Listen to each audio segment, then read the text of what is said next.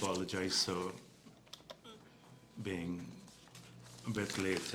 As you know, we have the National Two Shows Council meeting,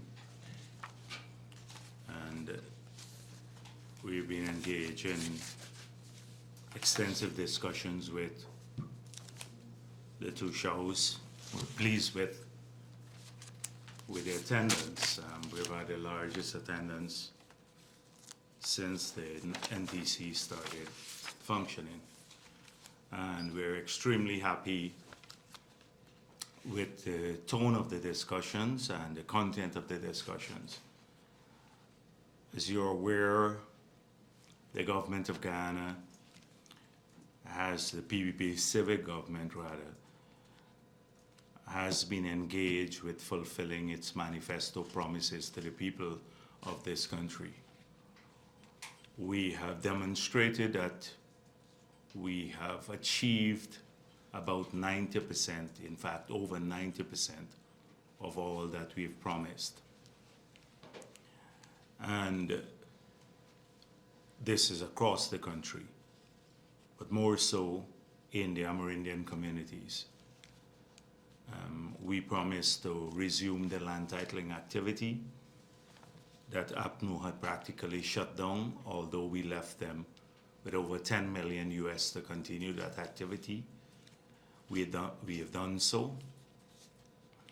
We promised to rehire the 2,000 CSOs whose salaries were contributing over 700 million to the village economies of indigenous communities that APNU had terminated. Today, that figure is about 2,700 CSOs, up from just under 2,000 that APNU terminated. And there are another about 2,000 persons who are working on the part-time job. So through those two initiatives alone, we have over 4,500 persons in Amerindian villages who are working now, who are now working in 2020 when APNU left office. We promised to re-engage the communities in intensive discussions, and we have done so. I'm not going to today explain all that we've done, because that will take a long time to do so. It will take hours and hours. But just to give you an idea of some of the things we've done, the major things. For example, in this year's budget alone, we have close to $6 billion for roads in the hinterland, particularly roads connecting communities, like the Maruka-Kwebana Road, the Mabaruma to Wauna Road,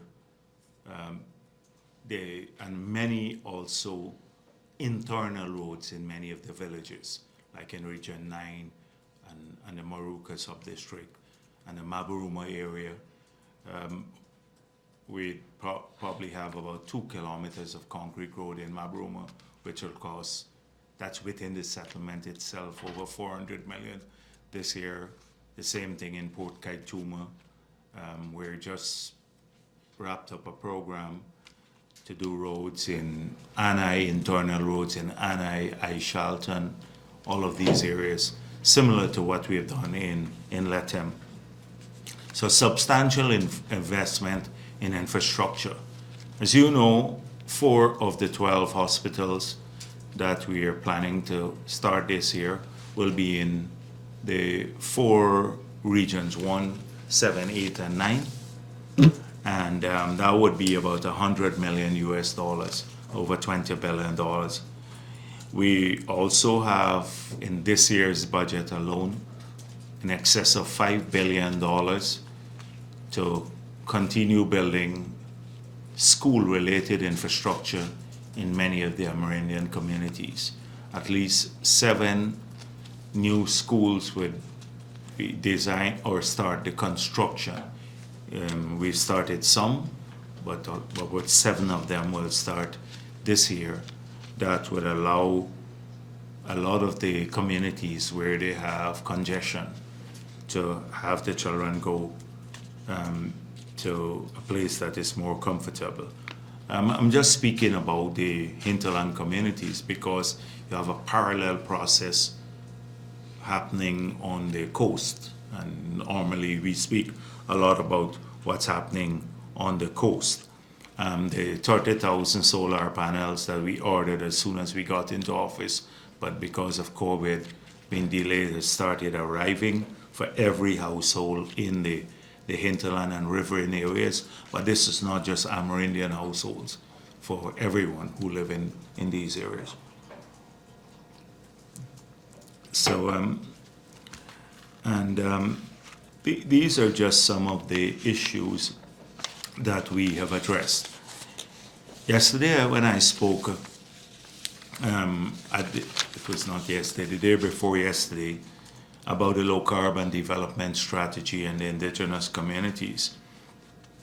We've seen a concerted attempt by the APA to block the funds, and I had to point out in my presentation that this is not something new, that in 2009 when we launched the first low carbon development strategy, and we had the agreement with Norway, that APNU, AFC, and the APA tried to block the funds coming to Guyana by writing Norway. You can go back, if you Google it, you will see that, the $250 million we earned. I pointed out the duplicity of that, in that the very people who sought to block the funds ended up being the biggest beneficiaries of it when they came into office in 2015, because they had resources and they took credit for a lot of the activities funded by the LCDS funds. For example, Cathy Hughes had this program for ICT, $17.1 million US from the LCDS funds earned by the government of Guyana at that time through the sale of forest carbon to Norway was dedicated to that activity. She took credit for it all across the hubs, but it was funded from that source. Granger took millions of dollars from the LCDS fund to pay consultants to create this Green State strategy, which we promised to scrap and which we did as soon as we got into office because it was useless. And so it's not new. And the same things, the arguments they made in the early period about lack of consultation, etc., with the villagers, all of that disappeared when they started using the funds. So we've seen a similar thing with the return to office, the expanded LCDS, the 2 years attempt, and not attempt, but the 2 years effort to get our forests certified by global standards, the Architecture for Red Plus transaction and the trees standard. And having succeeded with that, by getting our entire forest certified and then entering the market, having our forest carbon not only certified for bilateral purchases, but now being able to be traded in a compliance market, the CORSIA market, not a UNFCCC compliance market, because there's none of that for forest carbon, but the CORSIA market. Our carbon credit is eligible to be traded there, which is a major achievement for Guyana. No other country has had their forests being able certified to that level.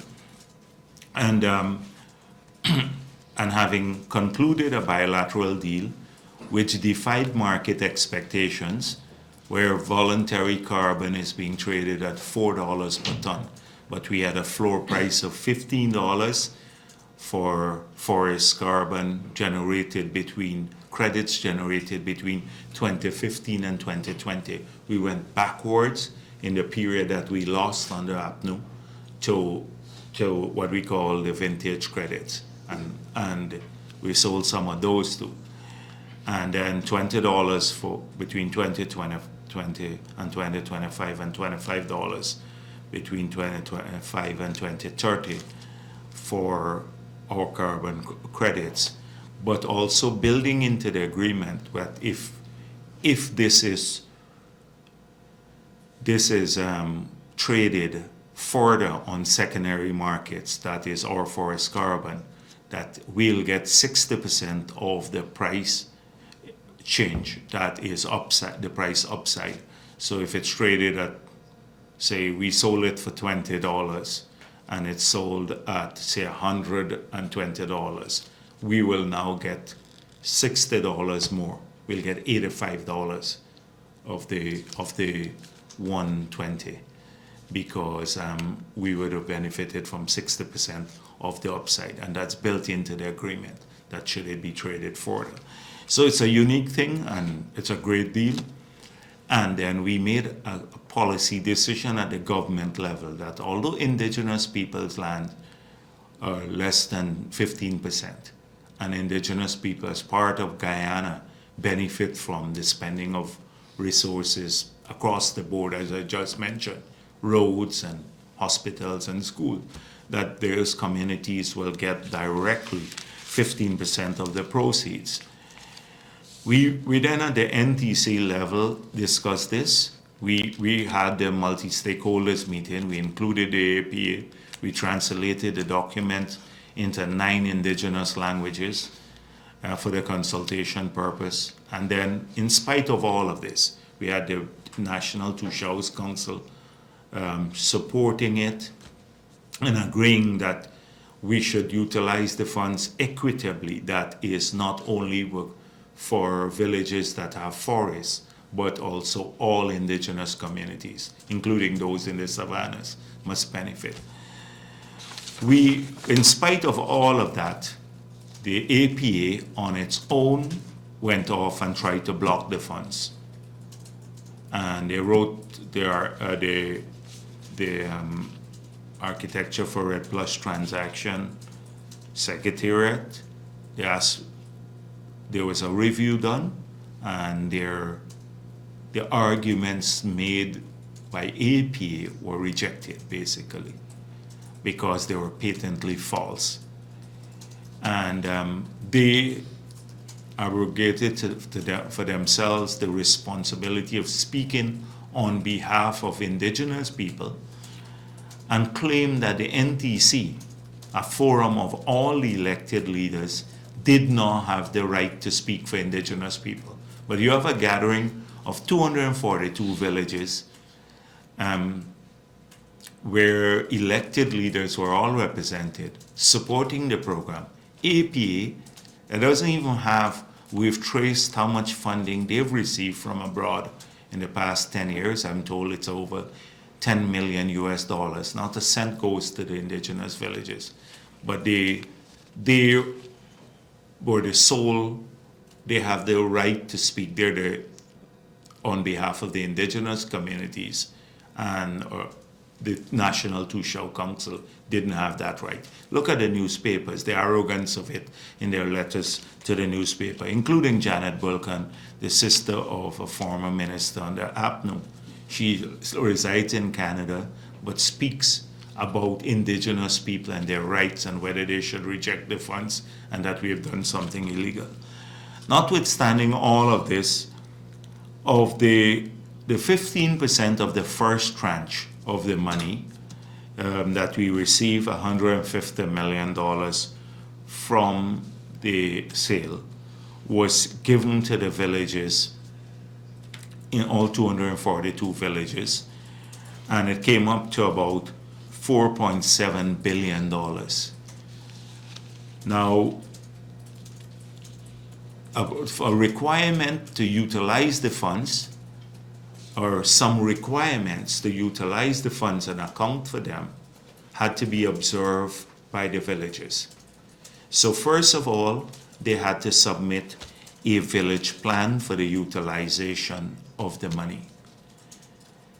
They had to show submit along with the plan the minutes of the meeting that they had in the village to discuss the plan. They had to show the signing sheet for the people who attended the meeting. And they had to demonstrate that 2/3 of the village supported the plan. So, and then they had to sign an opt-in letter.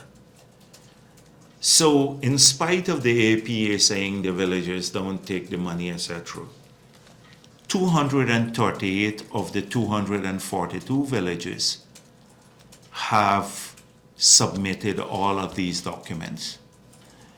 And they have already benefited from the resources. They have had 2.6 billion of the 4.7 drawn down already, and we anticipate by the end of the year, most of it would be expended. So this, if you listen to the two shows, you will hear about how transformative these funds have been in their communities, apart from the support that they've received directly from the government through tractors and all of that sort of thing, the direct support. But these funds alone have made a huge impact in these villages. And it would be, I hope that there'll be a public, maybe, or the presentations by the two shows will be made public when they spoke about these funds and how the funds have been helping. Next year, these communities will get another 2.6 because we receive $87 million. And this next year would be the lowest year. And then this will go up to 2030. So every year they will get these funds. But this is only for 30%. So potentially, if we extrapolate, these communities could receive over 10 years, if we were to sell the forest carbon at the same price that we did in the Hess deal, they would receive over $400 million US. They would receive in a 10-year period, which is a lot of money, and more than. In fact, they've said that this 1 year, under the funds they receive, more funding that their entire villages receive on the APNU in 5 years. That is through all of their programs. So they have seen a massive increase in the regular government programs, and then on top of this all here. So I thought we'd be given credit for converting what would have been a liability to Guyana, the Green State Strategy, because under the Green State Strategy, we had to fund our activities. There was no means of earning resources. And it focused a lot on what I call the surface issues, planting trees, painting buildings green, nonsense, pure nonsense. We have converted that into an asset, our forest and its ability to extract carbon. Actually, that's not even the case, because what we are doing now, we're getting paid for avoided deforestation. I'm trying not to get too technical, but there is a whole range of other credits that we are working on now, which is categorized separately, and we're trying to create a market for that called removals. So first of all, we're being paid for this concept called avoided deforestation. That is good practice. And we've generated the credits through that engagement. And we're working now, we're going to submit our reference level soon to the UN to look. We every year conservatively estimated our trees remove about 154 million tons of CO2 equivalent from the atmosphere.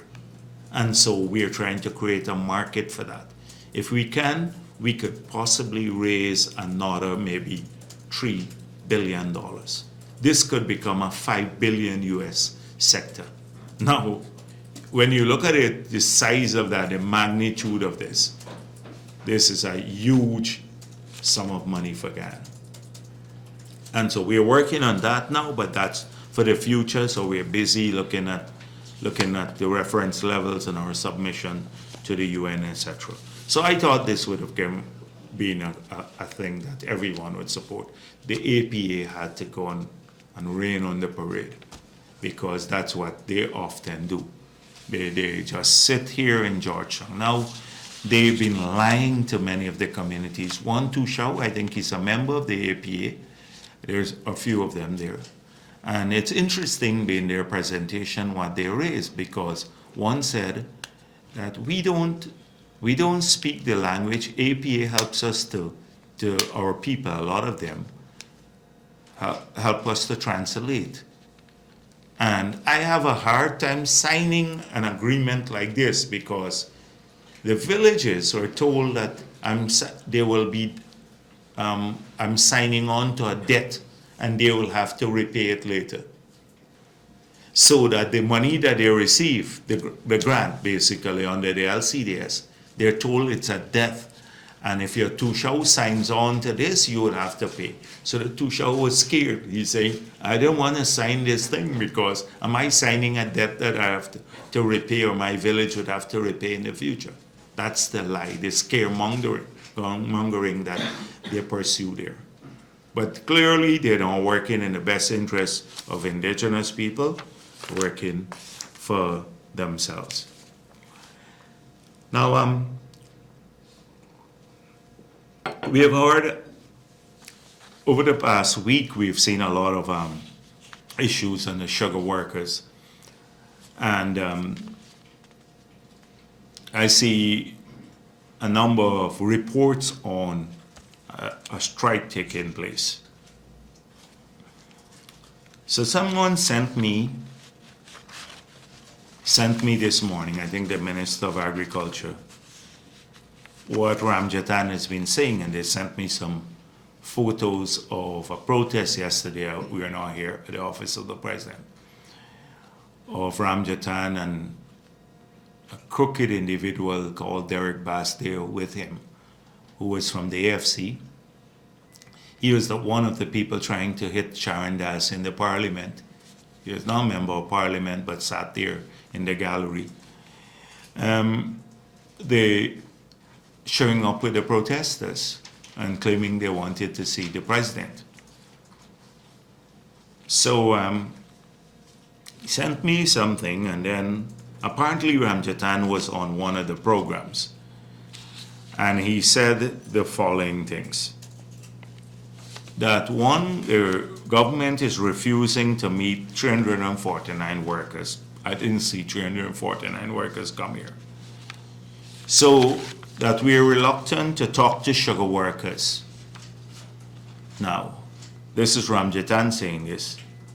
And then he said that this may largely be because many of them are black sugar workers, and that there's an ethnic pattern in the government. Now, everybody knows Ramjatan has to sing for his supper.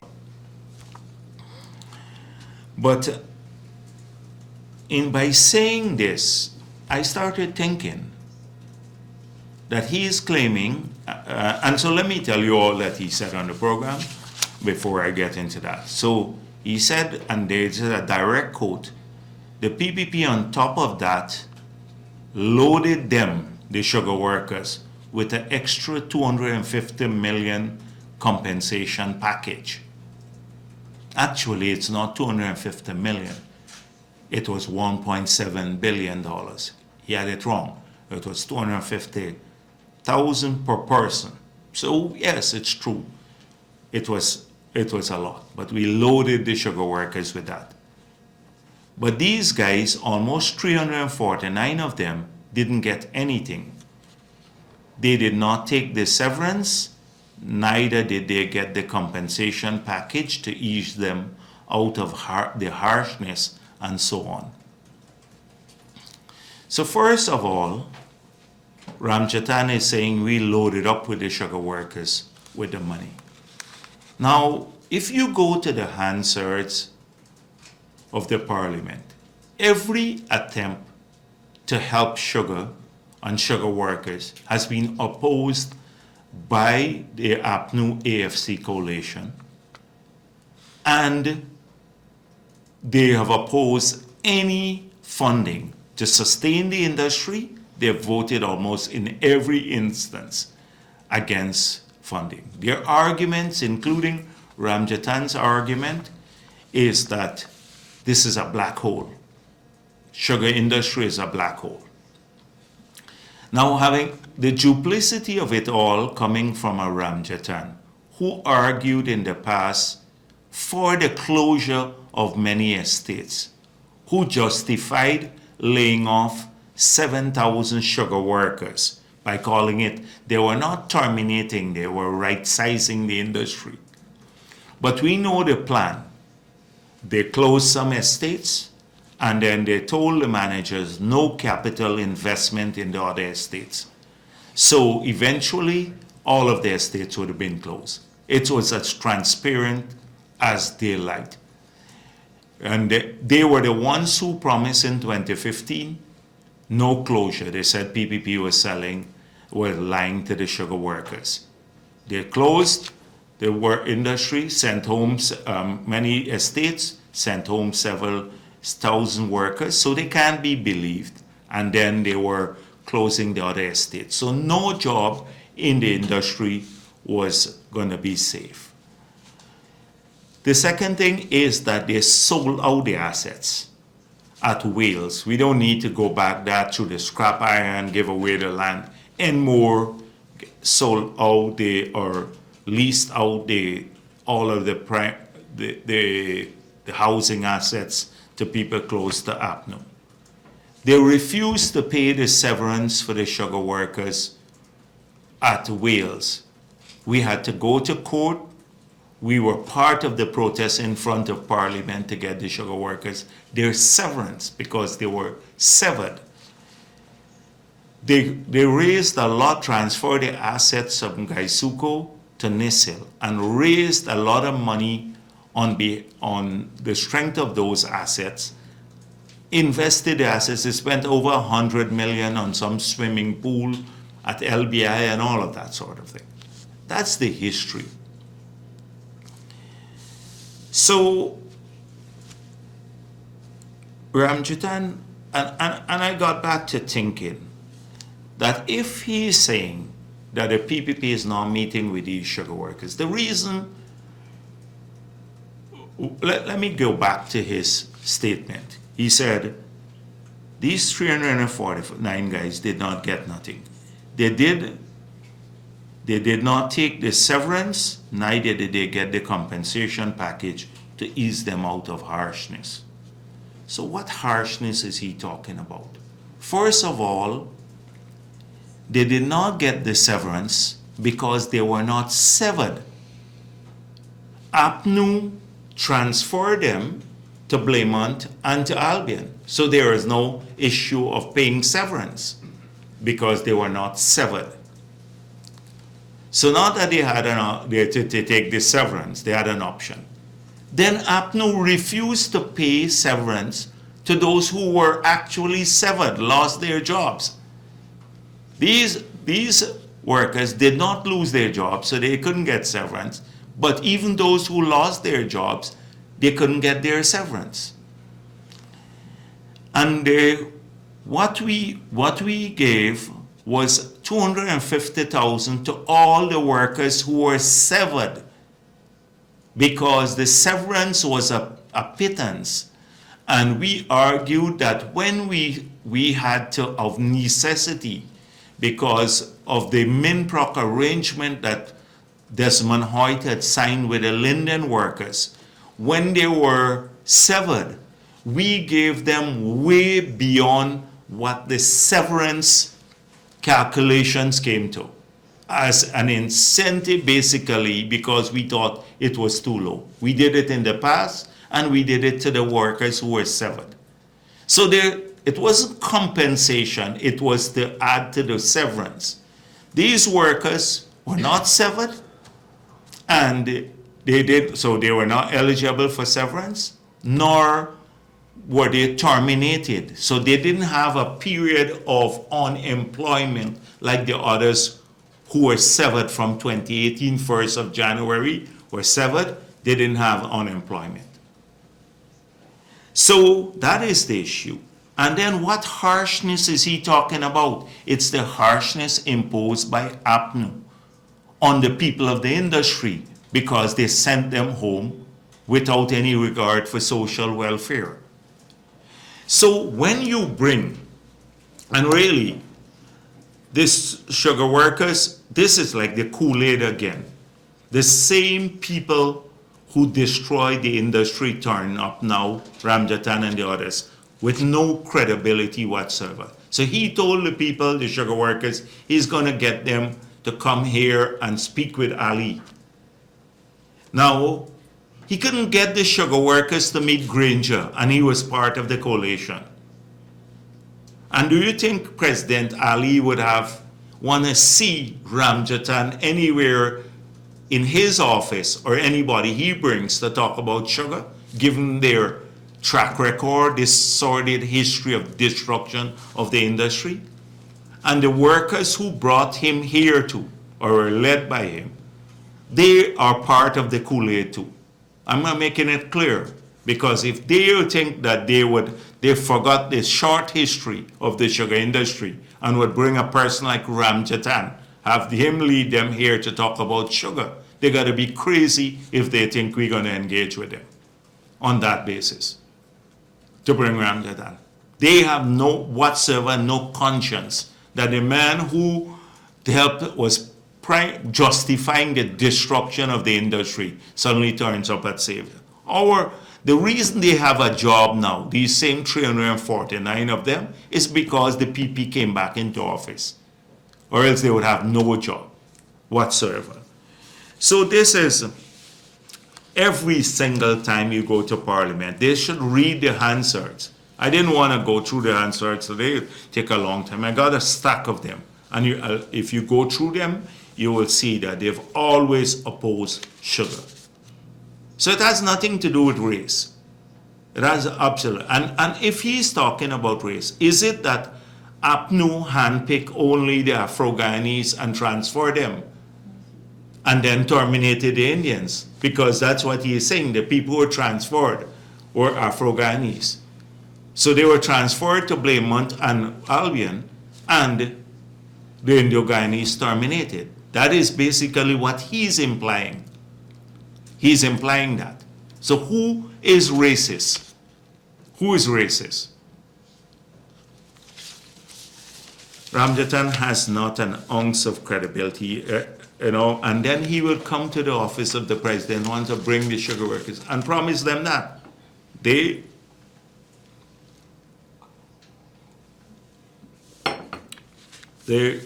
other issue I want to speak about would be maybe before I go on to that, today. By the way, I see don't get to the opposition yet. Let me just go and deal with the oil and gas and then come back to the opposition. So last week, a number of issues were raised with me. And so I spoke with the head of GRA,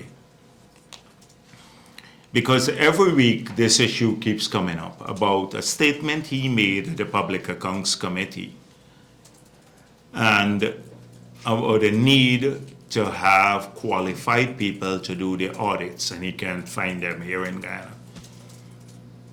So I said to him, you need to deal with this matter yourself,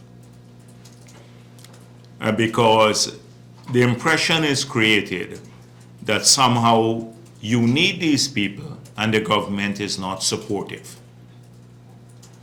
And I've confirmed that you've never basically raised this matter with the Minister of Finance nor the President directly at a policy level. He said to me that they advertise locally and internationally, but the rates are very high. So I said, but you should discuss this if it's a humbug to your work. He confirmed to me that it was this government that has been supportive in creating the unit and expanding and staffing it. But he is going to deal with this matter. The reason I want him at the technical level to deal with matters surrounding audit is that I've made it clear that as politicians, we want to stay away from any issue dealing with audits. Often we're concerned about the timeline that they take. We want to see local content in the audit, but we don't want to give directions in relation to audit, which is an entirely technical matter. Because it would seem, if we intervene, it would seem we are favoring one party or another. And this is not how audits are done. And so that is why he should deal with it purely from a technical perspective. And our position remains the same. In relation to the Orinduke block that you asked me about last week, Iman, I've confirmed from the ministry. So I met with the ministry and with the GGMC too. So I've been asking them now to deal with all of these issues. So they need to now host a separate press conference to deal with a number of the issues surrounding the contract management as they relate to the prospecting licenses, all the outstanding ones, and the production license outstanding. The Orinduke issue, we have in principle agreed that the approval will be given for Tolo to sell its shares to ECO and to exit that block. In relation to Kanaku block, so a letter I gather came in, which many people are not aware of in the sector, came in since May of this year.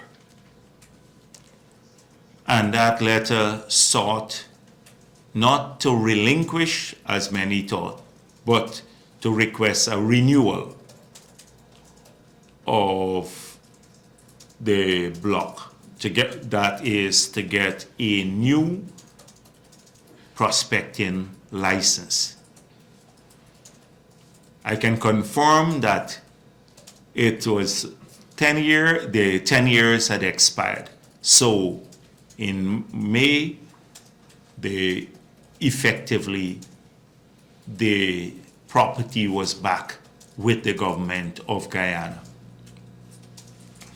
So the government of Guyana has had discussions with them this week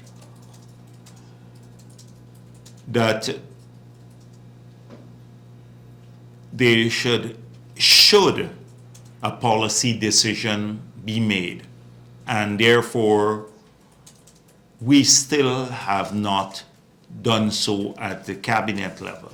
But should a policy decision be made that we will consider favorably their application for a new prospecting license in that area, that they would have to now comply with the new PSA, which is, one, the size of the block has to be reduced. Two, the there would have to be a signing bonus. And 3, all of the other conditions, including enhanced royalty, the new fiscal conditions, every other condition of the new PSA would apply. That is, should the government decide to have a negotiated position. But given that what I've done in the past, I've always given you the variables that are available before the policymakers when we make decisions. So I told you about on the approach to the refinery, we're looking at two options, and here too, there is a counter argument that if we go on the negotiated route, and of course, if that you decide to award or to renegotiate, not to renegotiate, to renew the prospecting license, they'd also have to have a very aggressive development plan, because that's part of the competition, to have an aggressive development plan. That is exploration plan. They claim that they had already invested about $500 million in the block, 3 wells in the block. They have 3D seismic for the entire block.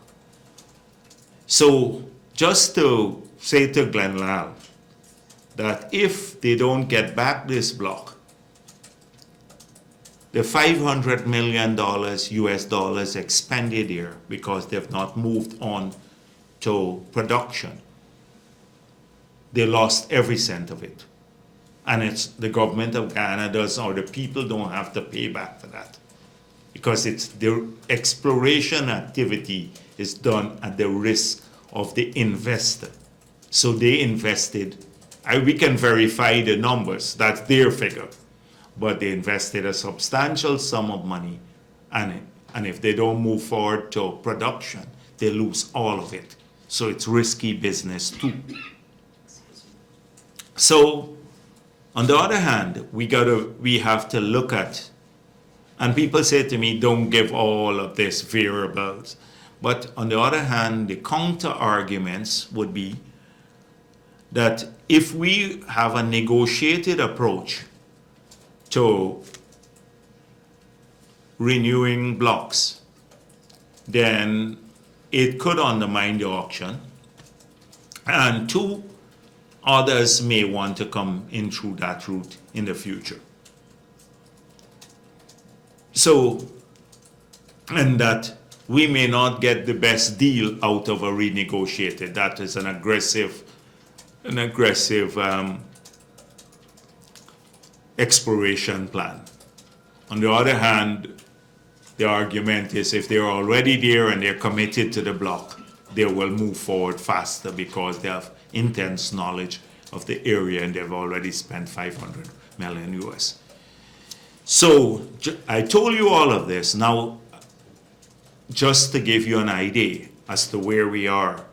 So once the ministry has had these engagements, they will come up with a set of recommendations to the cabinet. But you have an understanding of the policymakers' variables before them on their desks now as they go forward to make a decision.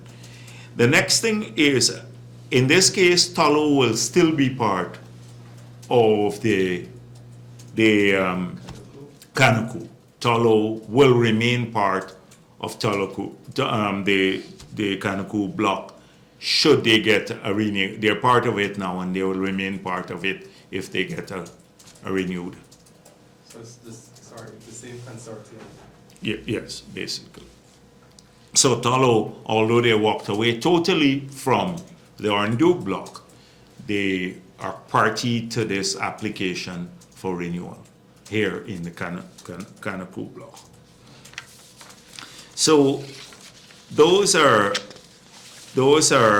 some of the things that I wanted to mention. Now, I was tempted to say a couple of things, but about Norton, but I'm going to give him a rest this week because he went to New York and lied a bit there too. But what what bothers me a lot is what he's been saying about that their party is bankrupt, effectively bankrupt, and they're looking for funding. So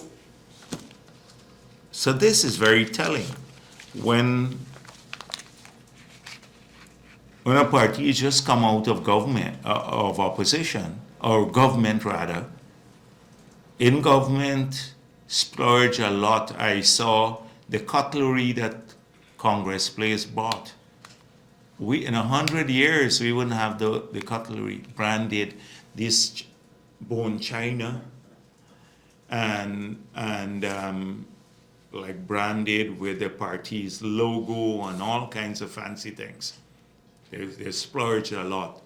The new offices they built everywhere, the accounts, from what I gathered, that they are left with, and the extortion of businessmen for large sums of money that ostensibly would have gone to the party, or seem maybe that at least that was what they claim. And now today, you can't critique your phone calls in my press conference. I'm running the show here now today. So this is their position. I find it very strange. And for someone, he has not had the healthiest of tenure. He's been accused of, in fact, in the outreaches that the others seem to be doing, Amanda Walton making a vie for the leadership, cooking some food in some part of the country. I see some images and sharing out food. They're using all sorts of things. Roysdale Ford and another one going to say Norton is a bad man, fetching away all the party's money and all of that. And then Norton with a blank check matter himself. It doesn't engender a lot of confidence of people to give them money. So he's saying he doesn't want donation from big people, but a lot of the big people were extorted. And those even close to the APNU were extorted in the 5 years. So it's a sad shape when you say that about a party that's been around since the 1950s. And it has very limited prospects of winning power, given their policies, which we'll talk about, or lack of policies, which we'll talk about another time, like just saying, just reacting to the moment and playing to people's emotions without any real analysis. But what bothered me a lot is they accuse us of terminating Olata Sam. This is somehow, I can't even believe that people would believe something like this. So I had to download like a story from 2016 by Demerara Waves. It says, Olata Sam still reporting for work as Chief Education Officer despite announcement. Mr. Olata Sam is still on the job as Ghana's Chief Education Officer, although the Ministry of Education announced earlier this month that he would no longer be functioning in that capacity because his contract has ended. I can go down, that's what, they terminated him. And then it says here, prior to being appointed Chief Elections Officer by the then PPP civic government, right? He was technical advisor to the then Minister of Education, Priya Manikchand. So he's working in the ministry as a technical advisor. Then we put him as Chief Education Officer. APNU terminated him in 2016. And in September 2020, he was rehired as an education specialist. He lost his job in 2016 and got it back in 2020. And they say now, I've seen this on social media and other places, it was sent to me, how could you all have done this to Olatasan? And people believe this. In general, when I look at the string of comments following the post, literally hundreds of people. And that's why I brought it here. Hundreds of people saying, oh yes, this racist government, PVP, they're terminating Afro-Guyanese, etc. And this was the story, and it's Demerara Waves in 2016. This is what APNU thrives on, like I said, the Kool-Aid gang. And with Fort Burke, I hope that people have been writing their congressmen and the others about the criminal acts he's been engaged in, especially organizing these events that he receives money for. He's renting a congressman, renting an official of the US government by collecting money on the side for people to meet them or get their pictures taken. He is going to end up in jail in the US. Here he's wanted already, but in the US for these things. And unfortunately, it dragged down a lot of the people who are associated with him. Unfortunately, that will happen because there would be a party. Many of them know he's not a registered agent on the FARA, and yet he's doing work as a lobbyist. And so they will, at some point in time, be caught up with it. I just have to end with the, anyhow, let me don't need that. Thank you very much. Yes, please. All right, go ahead. Let me give Kaichur the first course. Good afternoon, sir. Davina Bagat with Kaichur News. Concerns have been raised by civil society regarding the Stabroek Block projects being insured by an ExxonMobil-owned company. Do you believe those concerns are legitimate? And can you say for the record if government is comfortable with this arrangement? You asked that question last year, and I responded. I'm not senile unless the reporters are senile. We were asked in the context of the audit about this related company. And do you recall this? You don't recall it? I will get the clip and I will send it to you and I'll post it. Because if you don't recall that, and I think you were at the press conference, you need to make better notes about what you asked or Kaichur News asked. In the context of the audit, this came up. And one of the questions was whether the insurance was with a related company, and we spoke about this, and it's related. But that whether the premium paid, they had an industry specialist look at the premium that was paid, and whether that premium was higher than industry standard. And it was found to be within industry standard. So that question came up in the past and it was dealt with. That was what was asked of me. And the specialists look at it is in the context of the audit. Now, separately, we were asked about local content. And I also explained that local content, there are some aspects of the insurance that would come to locals and some aspects that will be held abroad.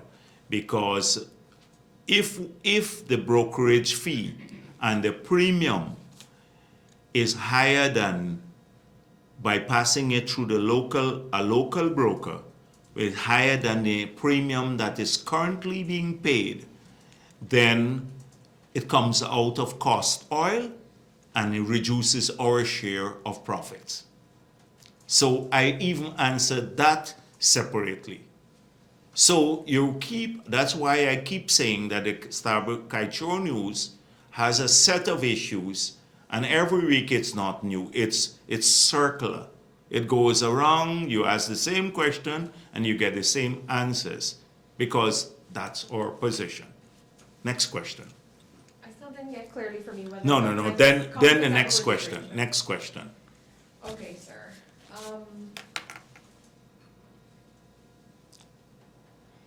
Earlier you spoke about the carbon credit funds. Can you say what mechanism is in place to account for the spending of that revenue? And you also mentioned the new credits being pursued by government. I think you mentioned 3 billion. Is this figure, is it US dollars, and would it be an annual sum, or is it a cumulative sum over a period? Yes. So the first one is that all of the resources have to be in a single account that would have audits, including international audit. So the 15% that goes to the indigenous people, we have to have accountability for that, and the 85% that remains. The 85% we said we want to use mainly for adaptation. We've been in the public domain. I explained this 100 times before. The 85% will go to adaptation to climate change. That means we spoke about a series of hope-like canals, a large number of cokers being rehabilitated, greater pumping capacity to manage water in several regions. So that's where the funds would go, and they would have to be audited, and we'd have to demonstrate internationally that these audits are taking place. So that is in terms of the resources. Secondly, there's a new front. We've been in pioneering work for the last 15 years, trying to create first a room for HFLD countries, Guyana, Suriname, Gabon. Up to earlier this week, we were talking about a joint approach on reference levels to the UN among the HFLD countries, which is like the three biggest ones are Guyana, Suriname, and Gabon. But then you saw what happened, disputed elections, and now a coup d'etat in Gabon. And so I doubt we'd be able to move forward jointly. We may have to move forward on our own. But we've been in this, and it's painstaking work, every year making some progress to get forest carbon recognized.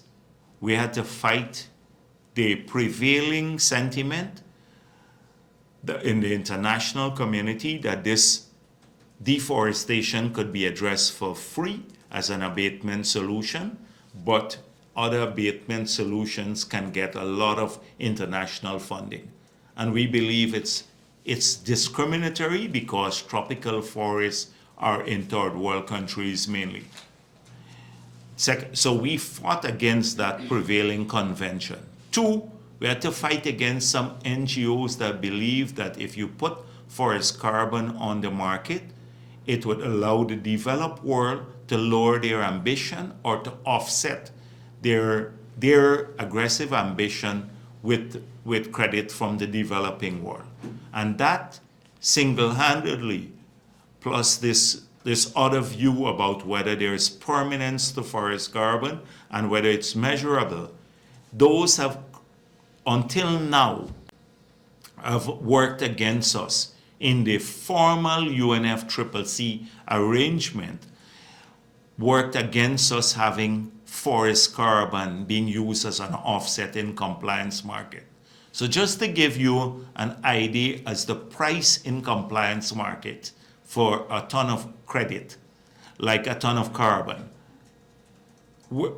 if in the EU ETS in February of this year, it was traded at 100 euros per ton, 100 euros per ton, because it is, you can offset that carbon for your projects. You can, carbon bought in that market can be used as an offset for your emissions elsewhere. Because UN has not agreed to this as yet, because of a big fight by many countries, the we now were stuck with a voluntary market. And on the voluntary market, it's just $4 a ton because people buy it, they still can't use it to offset their emissions. So we progressively had to move from creating the conditions for it, launching our LCDS, getting HFLD countries recognized because they have a different model than countries like Indonesia and the others, where they're reducing deforestation. In our case, we already have the intense forest cover, so we are preserving forests. It's a conservation model versus reducing the deforestation, which is the other model. We had to create momentum around this model, get a reference level that Guyana has contributed to significantly, get certification for it, and now, as a result of this, we're where we are today. And we've led this practically globally because we're the only country that has had such a trading arrangement. We led the conceptual work, the development, and all of that. We've been a major part of it. And that doesn't get recognized. Now, separate from all of this, and there is, if you look at our LCDS, I don't have it here, you would see there are 4 elements to it. And you will see conserve, and then you see one aspect, removal. Now, there is no market so far for the removals. So that is something now for countries like ours, the HFLD, we're now going to try to create a market, even in the voluntary markets, for that, because there's no compliance market. And that is why, for market development generally, in the context of UNFCCC, the negotiations in Dubai this year will be critical, and Article 6 of the agreement that deals with market. It's important that that be advanced. But they're dealing with general markets. We're still having a hard time getting forest carbon into that market. So we have to, first of all, we estimate conservatively our removal to be 154 million tons per annum. And so if you sold that into a market that is a compliance market, it would raise large sums of money. Currently priced at the EU price, it would raise not 3 billion US, maybe 40, 50 billion US dollars. But we are realistic. And so we think that over time. So it's not going to happen tomorrow. That's why I'm saying it's a new set of conceptual work and arguments, new reference levels, showing, demonstrated that they also, the removals may have an impact on carbon. And then from some of the removals, we can then offset our, for example, oil and gas production here in Guyana. With us producing 1.6 billion barrels per day, we will probably use between 16 to 20 million tons of that. So we can offset our own emissions and still be carbon neutral. But that's conceptual work down the road, and it's US dollars I'm speaking about. So don't think it's going to happen tomorrow. We're intensely involved in discussions globally and here working at the technical level to get this sort of thing done. And it's pushing against a large group of countries and technicians from abroad too, who are sometimes narrow in their thinking, and they don't want to allow any new arrangement that where the developed world would have to pay for these things to come in to the table. So we have major battle here. Thank you, sir. Finally, for me, Exxon has commenced the application process for a 6th project. Can you say what additional benefits, fiscal benefits that is, Guyanese can look forward to, And as we continue to sanction more developments in the Stabroek Block, considering its size, will government ring fence any of the projects in the future? Asked and answered 100 times before. 100 times before. I'm not going to go through this again. Next. Yes. Cassie Henry, DPI. Dr. Jagdeo, could you say where government is on implementing the recommendations from the Human Rights Commission in relation to the Chinese landing issue? And additionally, could you provide an update on the fact-finding mission into Chinese landing, whether that is completed and if there is a report from that council? And finally, has government responded to the commission since receiving its report?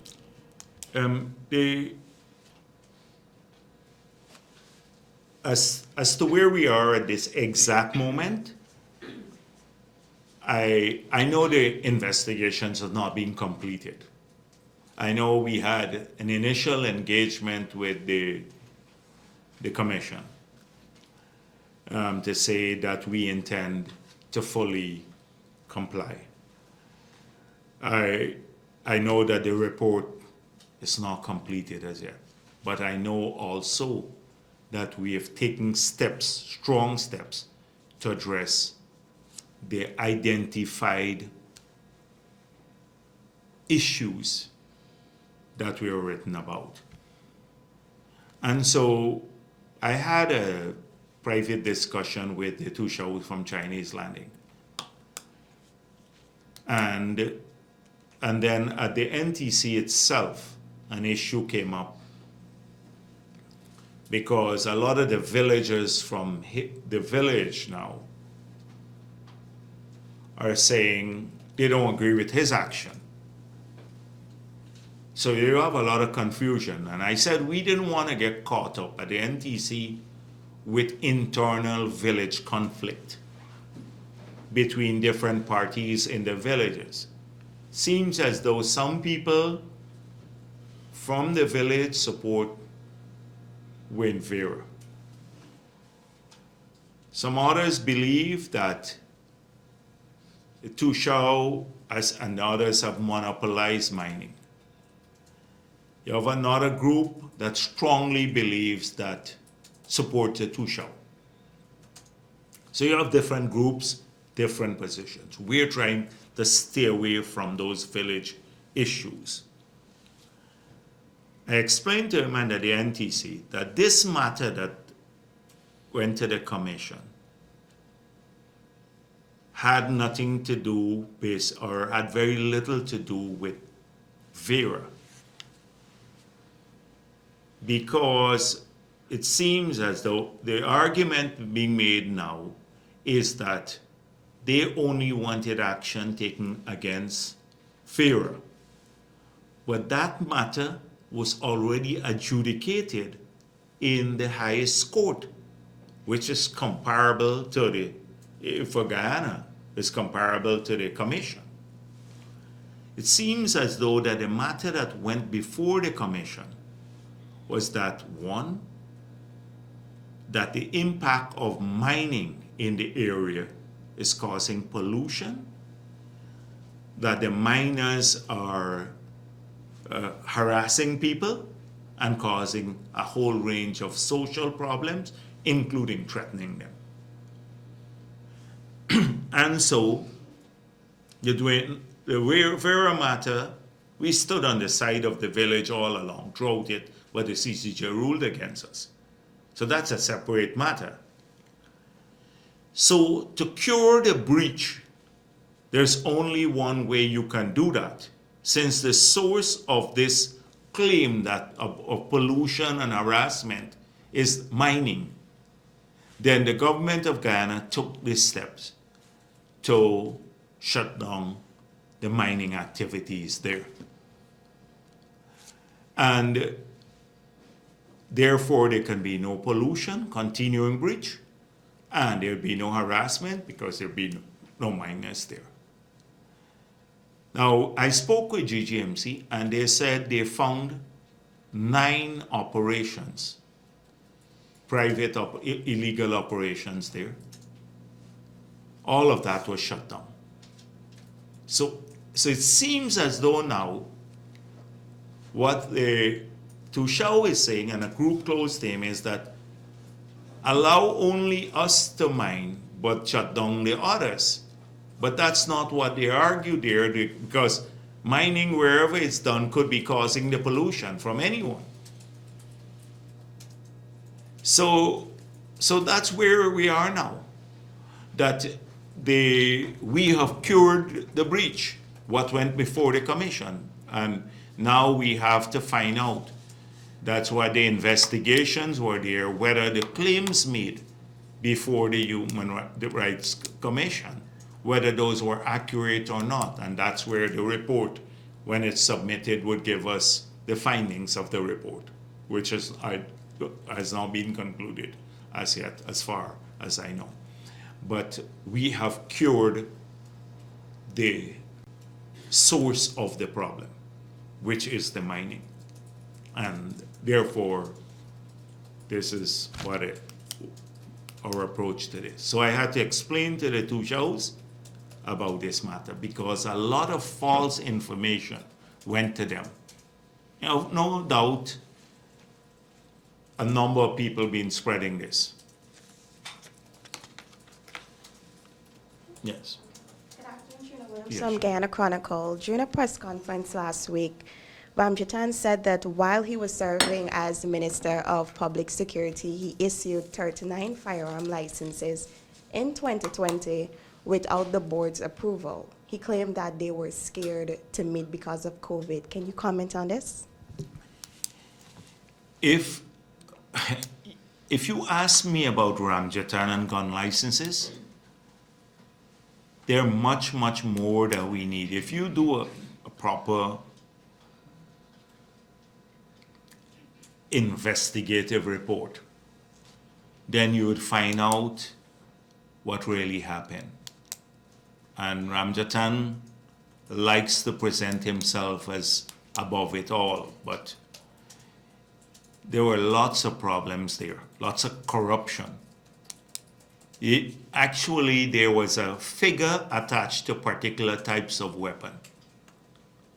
How much you had to pay individuals closely associated with the AFC, to get these licenses.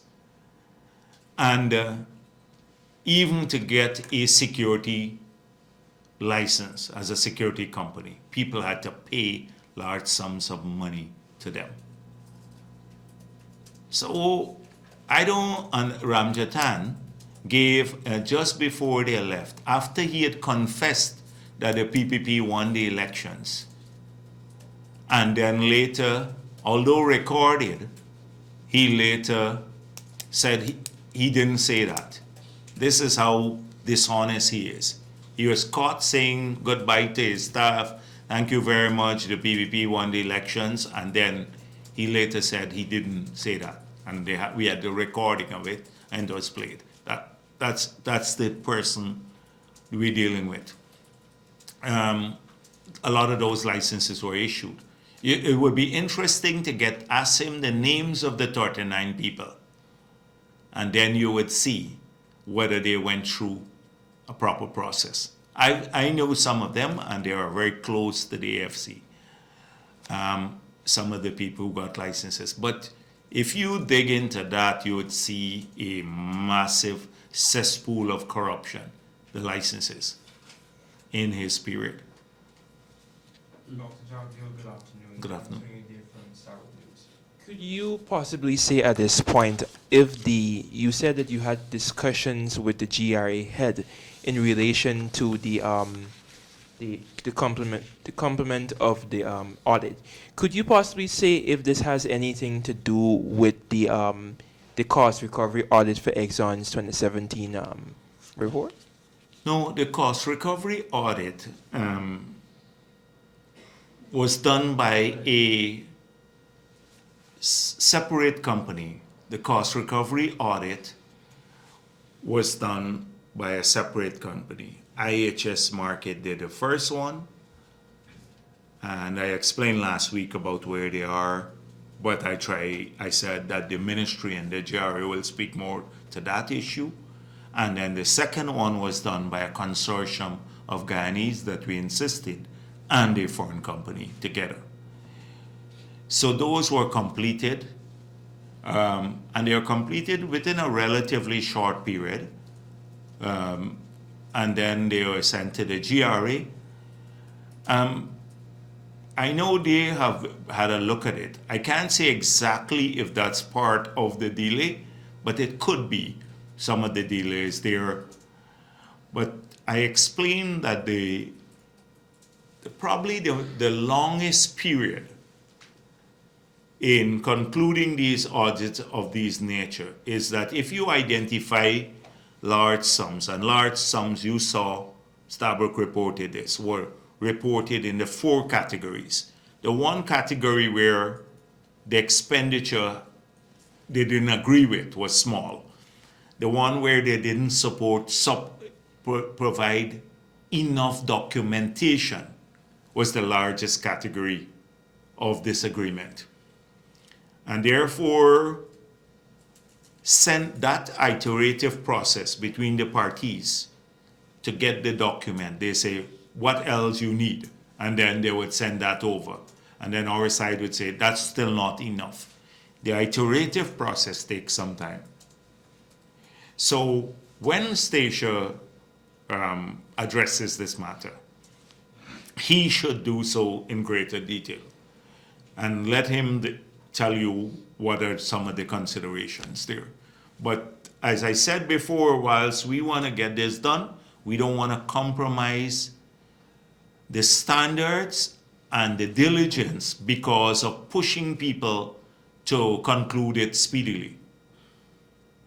Because if you push for a speedy conclusion, they may miss certain things. Dr. Jagdeo, critic For TBN, a growing number of Guyanese are becoming frustrated. I've received messages through comments, messages through WhatsApp, as it relates to 3 concerns that are frustrating Guyanese. Kaicho News, very depressing. The hot sun, and now your press conferences that are playing into Kaicho News narratives. A number of depressing states. People want to know about roads, people want to know about cost of living. When are you going to get back on track with the government's work as it relates to what the government is doing for Guyanese? Okay.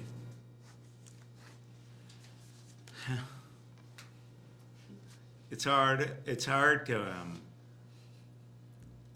what I do here is not for Kaicho News. I do it for the people of this country, because Kaicho News will continue to distort. They will continue to distort because you have a politician who's using the newspaper as his campaign tool. And watch out for it. It's going to happen. At some point in time, we've heard this before from everyone. It's going to launch a party, and you're going to see a flocking of the crooks together. All of the Flotsams and Jetsams will come out, and you will see that all have a history, because I've seen some of them already. They all have a history of duping people, or some of the most criminal past that they've had, from pedophilia to all sorts of things. So that's inevitable. The newspaper is a political organ of someone who has ambition. Secondly, he's very ignorant. So he has made, as I said before, ignorance a virtue. He doesn't understand anything complex. You're being a reporter there. You yourself have said, can't conceptualize issues, much less write about them. But he changes, he gets some like-minded people to write for him, and of course he pays, and people see that as a business. So I'm not doing this for Kaicho News.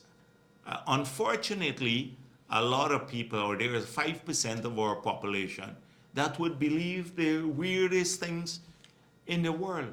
And I don't want them to be part of a Kool-Aid phenomenon. So that's why I just looked through, because I was planning to get to them. Like, I brought some of these things. That's why I said earlier I didn't get the oil block extensions. For example, editorial, August 30th. My name is mentioned about 20 times that I made the decision. We agree already here, everybody knows that Granger extended the blocks for 3, Kanji, Kaitshore, and Stabrook. But he says the crucial decisions in the vital have been screen shaped, etc., that I extended the block. He continues to say this. And 120 blocks now he has gone. But it's 120 blocks I've extended. So that's number one. More than meet the eye. Another editorial, 31st. This is again the extension, Jagdeo again. Here. Jagdeo allowed the extension here. Each household can receive at least 1 million annually at Jagdeo ring-fence oil projects. Now, it's Trotman who signed this agreement. Trotman did not ring-fence anything. We just crafted and published a new PSA that has small blocks, so you don't need to ring-fence. Very small blocks. It's Trotman who did this, but Jagdeo did not ring-fence project. Obsession. So, this here, AFC demands on-site monitoring of oil production. Another clone, Vincent Adams. This one here, I've said to you 100 times in the last 3 weeks, 3 press conferences, that's the next phase. We were working at putting in place the framework, and now we have to go to do this. It's just like the Stabrook editorial. After I suggested strategic oil reserves, then they suggested it, some technical person. Now he's suggesting that we go. He demands it. AFC demands this. So all of this. Kaitshore News will not change. You have a clung that heads it, and therefore, what I do here is to the people, and I don't want to treat the reporters badly, so that's why I respond to their questions too. Dr. Jagdeo, after what the opposition leads reached out to citizens in Maryland recently in the diaspora and was reaching out to Guyanese, is the government worried they might be financing the opposition through programs where they're supporting citizens? Because the opposition, when they were in government, they took away the program for $10,000 per school child. Now persons are having $40,000. And it seems that the opposition is going after that money to finance their programs. Would the government be considering who they're giving these monies to make sure it don't end up in the opposition hands? Yeah, listen, I think they picked the pockets of the big people already, and now they're trying to pick pockets of small people. So, but really,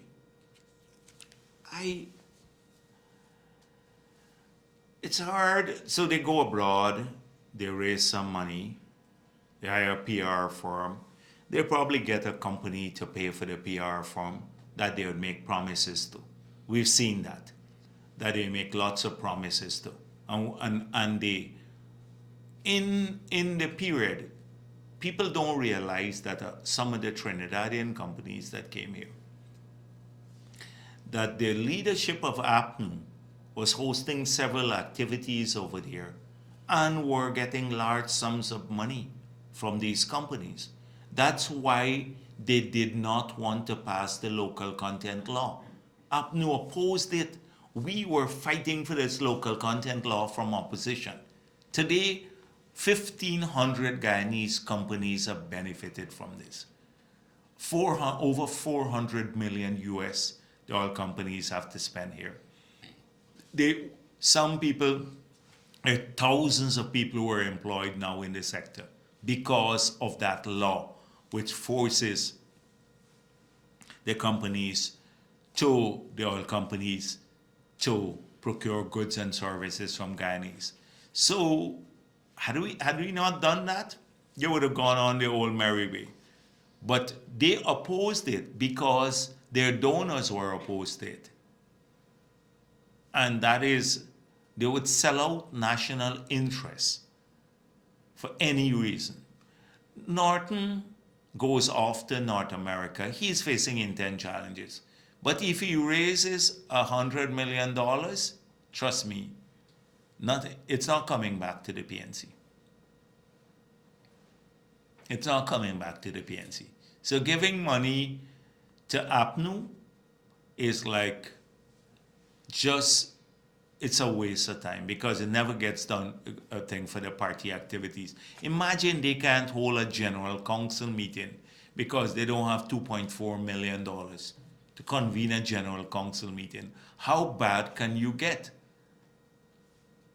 It's either he is saying this for sympathy among people, I know, because the underdog sometimes get some sympathy, oh, they don't have money, it's an unfair advantage, or really it's shocking to me. So whatever he says in Maryland or Queens, New York, etc., they can't stand. He talks about the racism there, about us, the local government elections reflected a massive loss for the PPP.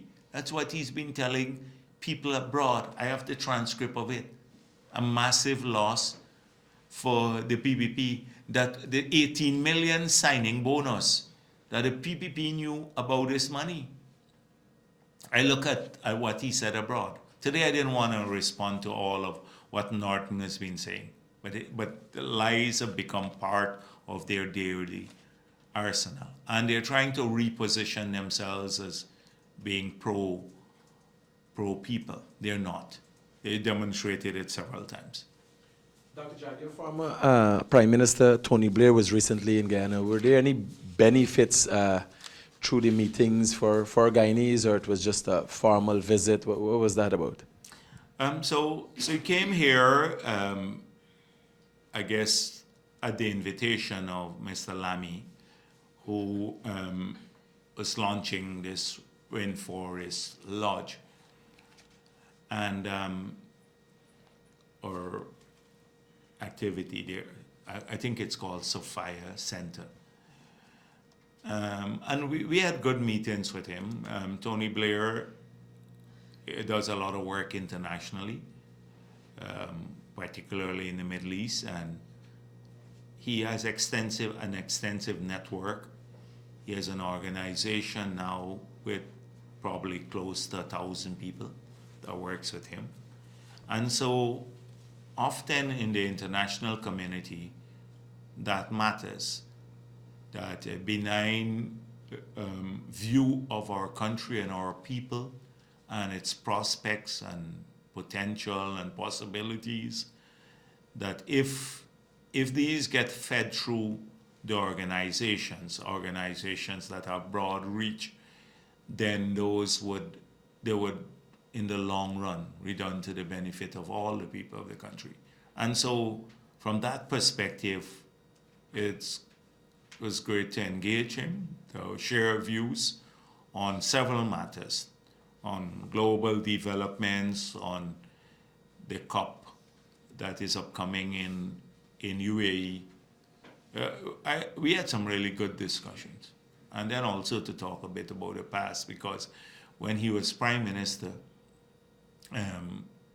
we had some engagements. Actually, was the first person I wrote to about, this was in 2006 or 2007, about the LCDS and our forest. And then I met with Gordon Brown, who was his successor, and then Prime Minister Stoltenberg. That's how we got it going, the first LCDS. But in that period when he was there, we had a number of engagements at the Commonwealth. So, and even on the debt relief, I pointed out to him that I was Minister of Finance when we had the Jubilee 2000 March in the UK. and it was Middle England coming out to protest about the debt burden and to write off the debts for developing countries. So I spoke in the cathedral in Birmingham, and there was a person called Anne Pettifor who was heading the movement. So he was hosting the G8 meeting at that time in the UK. And then because it became such a big issue, he sent and met with us. I was only government rep at that time, and with the NGO.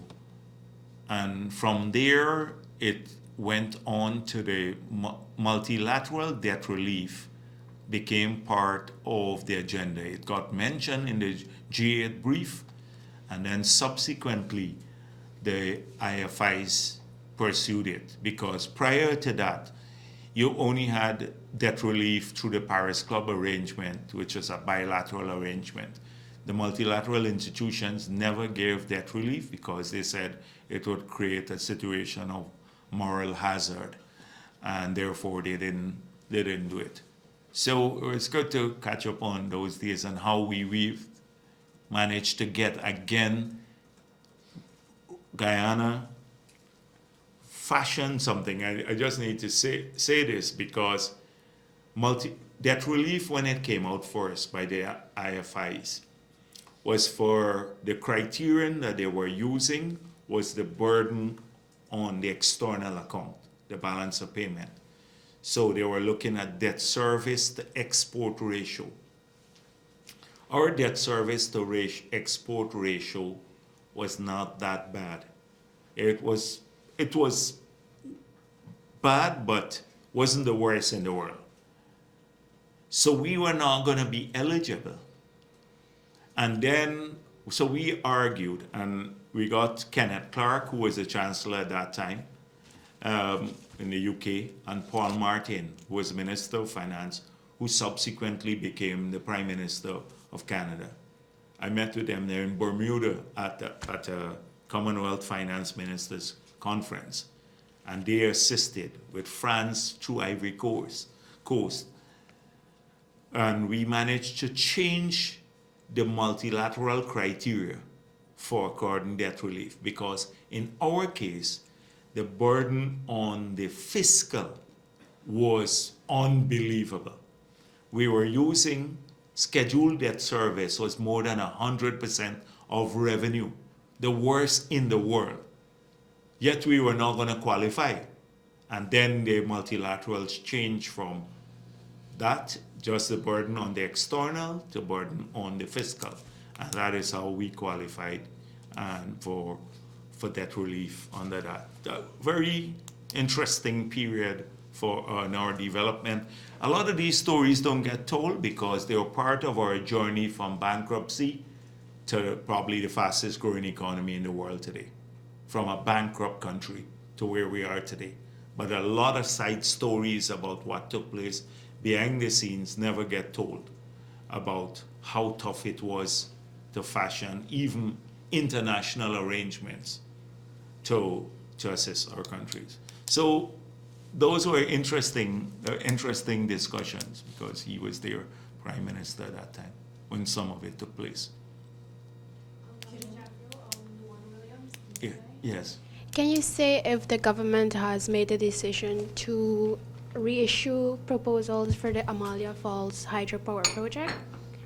And do you think this will somehow affect the government's ability to provide cheaper electricity to Guyanese? Okay, so right now we have several proposals, direct proposals. Some even coming in. You recall that with the Chinese, when we went to tender, it was just over 7 cents per kilowatt hour to buy power from them. And then subsequently, they had difficulty raising the financing, and so they wanted to change from selling power to an EPC, where they would bill for us, and we said, but that's not what you bid for, and we annulled the bid. So we have subsequently had offers around the same magnitude, about 7 cents per kilowatt hour, from bilateral sources. But there are several of them. So when you have several proposals, the best way to evaluate is to go to a competitive process. We have not. We will have to go to that. We haven't launched it as yet, but we'll have to do that. It will not affect our ability in the short run to supply additional power. So Amila Falls would have brought in about 160 megawatts of power. That is when APNU killed that, they were supposed to replace it with 160 megawatts from some other source. They did not. And so that is why we even have to revise our NDC, because they said 100% renewable by 2025 with zero project to accomplish it. So the Wales project will generate up to about 300 megawatts power.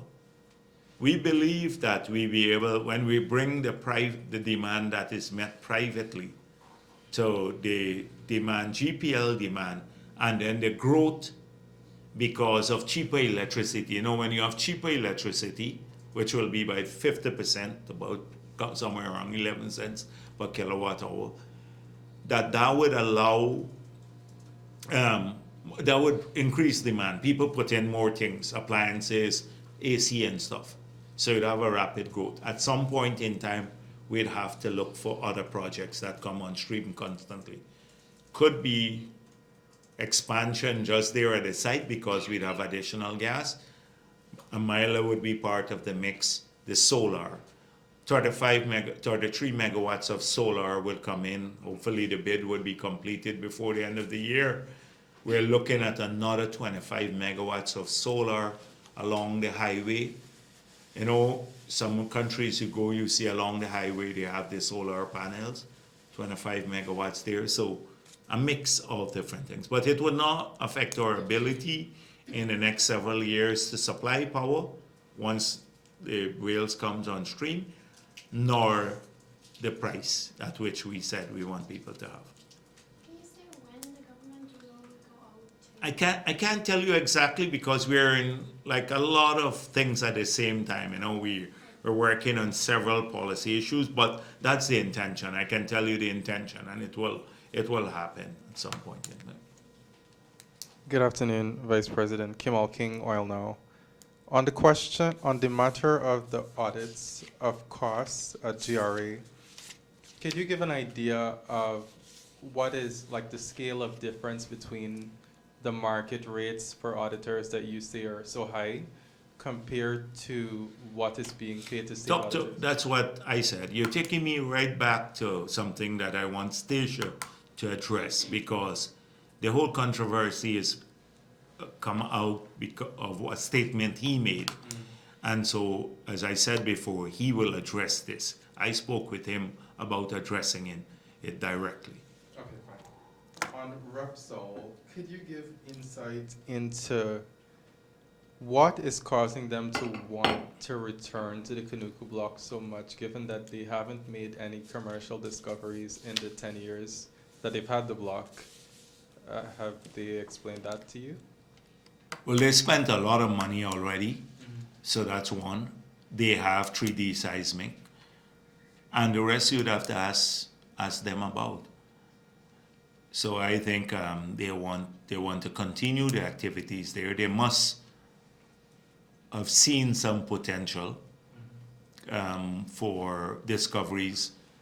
That is why they want the prospecting license renewed. So I think it's clearly an interest that they believe, based on their reading of the seismic, that the area has great potential.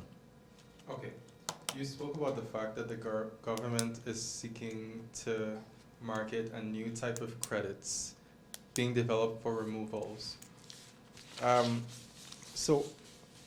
No, we're not marketing it. That's what I want to be careful. That's why sometimes when I explore the concept, it gets reflected in a way. I said we have to create the conditions conceptually, globally, we are far away from even marketing the credit. Okay. You have to have an acceptance of it, and then create a market for it before you could actually market it. You Okay. understand? So we're conceptually at that stage dealing with this issue. So now that the credits that are being marketed are making money, do you see the chances that this new system that you are proposing, do you see that the chances would be high enough for you to get this new system accepted, given that you're already making money? But the thing is that it's not about making money. It is about climate change and abatement solutions. And the contribution made by every source to mitigation efforts and abatement solutions must be recognized equally and paid for by the global community. They're paying for other abatement solutions already. So this abatement solution can't come for free, not because it exists in the developing world. Okay, finally, have you also had discussions on the matter of the Oranduke block with ECHO that's supposed to take over the majority stake? Because they plan to explore and they also plan to farm out once Tullow leaves. Have you recently had talks with them on that matter? Well, the thing is that they've agreed they would have to complete the plan that was put to us. So all the requirements of the original agreement, I think it expires in 2026, they would have to comply with the work program. So what is happening is not a changing of the work program, it's just changing of the ownership of the block. What I really wanted to know is if you perhaps had an idea of who they wanted to bring in. That is premature. Right now, there is one thing before us, that is to approve the transfer of the ownership or the sales of the shares from Tullow to ECO. Okay. Just two questions. Yeah, sure. Good afternoon, Dr. Jagdeo, Kiana Wilbur, Culture News. Sir, we've seen the experience of possible abuse of exemptions granted in the oil and gas sector. And with the scale at which the sector is moving, can you say how the government plans to counter future attempts in this regard? And secondly, with regard to the relinquishment, I know the Ministry of Natural Resources would have said that the one-year extension did not apply to Kanji and Kaijor. So based on the provisions of the contracts, Exxon would have had to relinquish portions from these two blocks. Can you say where, and this should have happened last year actually, can you say where government is on that? So first of all, on the exemptions. Now, GRA polices exemptions. So GRA should aggressively ensure that the exemptions are used only for the dedicated purposes. That's GRA's job, to police exemptions, to see that people are not abusing this. We've had cases, and including from reputable companies that have abused this. You recall with the recycling of the gas, fuel. And one company had to pay in excess of $3 billion, a recognized company now that is a big company, a company that's located here. So this is GRA has to police those exemptions. And I'm told, the discussion I've had with Sisha, because he said to me, on the regular GRA, I have adequate staff. In fact, I may have even too much. It is the petroleum unit that he had the problem with, but not so much on the GRA. Regular staff that looks at exemptions and customs and the other stuff.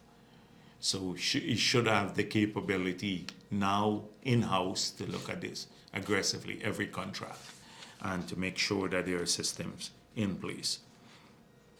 So on the Kanji block, so far, let me make it clear.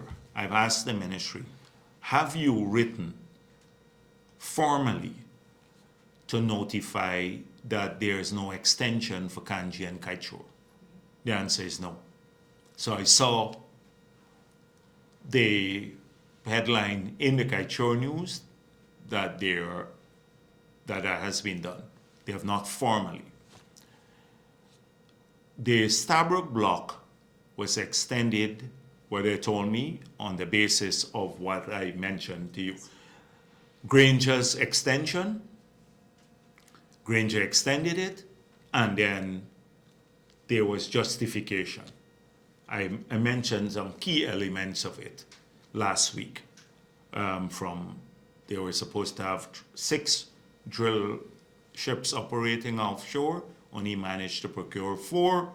They had to consolidate operation on 3 for a while because of COVID. So it affected an original plan. I heard that there was no similar justification for Kanji and Kaichor, but they have not formally concluded that matter. And I just want to be clear about this. They've not formally concluded that as yet. I suspect if there is no justification, it didn't affect any program, then that's clear. On Kanji, there was a relinquishment. The Kanji, there was a relinquishment in 2022 of about 1,292 square kilometers. My information is that, yeah, it was 6,100 square kilometers, and now it's 4,808.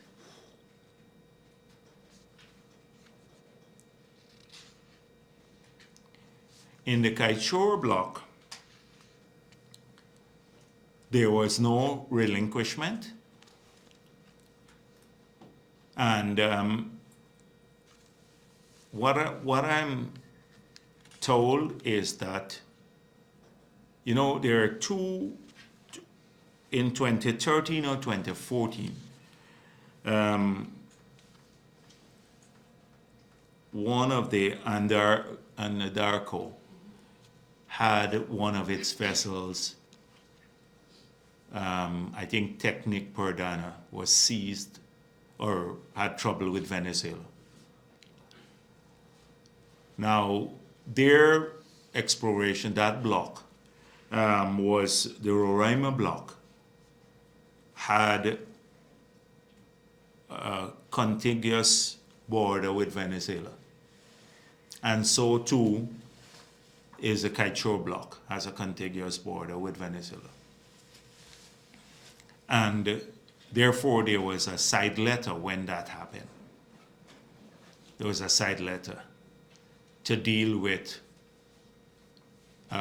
careful exploration in that area until those matters could be resolved. So it has implications for our border issue. I don't want to say more about it. But because of what happened with the Roraima block and the seizure of that vessel in 2013 or 2014, and given the same geography, that it may have affected the relinquishment. We'll talk about, because I have to review all of that now, and we will probably give more details, but I suspect they're up for relinquishment too by now. But that is on a pause until... Well, I'm not saying pause, I'm just giving you the facts, and I will have to review the facts at this time. So that's for these 2, Kaichor, and then Kanji actually did relinquish. Can I get clarity on that for a second? I'm not dealing with anything more on the No, border. on Kanji. Yes, right, Kanji. You said there was a relinquishment in 2022 of 1,200 and something. This is square my kilometers. information from the ministry, yeah. And that is relinquishment from the original 6 to 100. Yeah. It was in 2015 that the contract was granted, and so the first phase would have expired in 2019. Mhm. And so that would have been the first relinquishment of the 1,200 something due in 2019. So this is, I'm just telling you, this is my information today that I got from them, from the technical people. Okay. And so there was a relinquishment. Now on Starbrook, I see a lot of talk, but if you look at, you trace Starbrook, 1999, it's a 10 years prospecting license, so you should have relinquished sometime in 2009. But then they had this force majeure. And so then they went to, I think it's 2007 that they resumed operation. But what happened, so if it's 2007, it should be 2017, 2018, that the agreement signed by Trotman reset the whole clock. And people don't deal with that. This Starbrook Kite Show News don't pay no attention to that. That how Trotman reset the whole clock. They're worried about, they're misrepresenting that Jagdeo extended, but we didn't extend. But how Trotman extended the entire block basically by resetting the agreement when you sign in 2016, everything, new periods. So it's something that people don't like. Of course, they have no interest in doing that because Trotman is the new guru for Glen Lal. No. Good afternoon, sir. Rihanna Ramsey, Kaiser News. No. I have 3 questions. The first one is, given that Guyana is already struggling to audit the expenses of oil companies, OGGN had proposed a new model agreement that would allow for Guyana Don't to... waste my time with the OGGN. They're a group of waste. I don't want to even deal with that. New model agreement, I'm not even listening to them. They're a set of people who are not technically capable and gripers from history. OGGN doesn't exist in my frame of thoughts. Let's move on to the next question. We've dealt with that. We just have a new PSA now. Okay, we're not paying attention to OGGN. No, OGGN, nothing. They don't figure in my scheme of things. They're just like the Glen Lal. The same Janet Bulkan is part of this. She's become a specialist on everything to block development. She wants to block the funds going to the Amerindians. She wants to block climate funds. Now she wants to block oil and gas funds. These people make a business out of this sort of thing and sit abroad. More than half of them, 90% of them live abroad, wasting our time. Move on. My next question is in relation to your reservations about releasing the expenses incurred in the Starbrook block. Don't you think that citizens have a right to know what their oil money is being used on? They sent you, they didn't send the other one last week to ask me the silly questions. What's the other reporter? Like, it seems as though every week they pick you up. We dealt with that issue too. Move on. Okay, that's it. Yeah, okay.